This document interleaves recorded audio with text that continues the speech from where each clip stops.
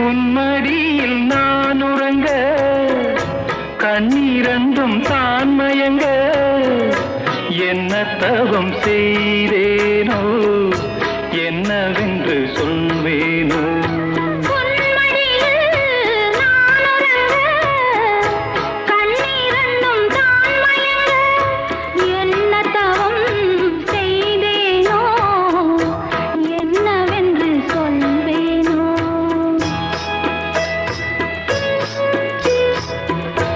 ஏழ் பிறப்பும் இணைந்திருக்கும் சொந்தம் இந்த சொந்தமம்மா வாழ்விருக்கும் நாள் வரைக்கும் தஞ்சமுந்தன் நெஞ்சமம்மா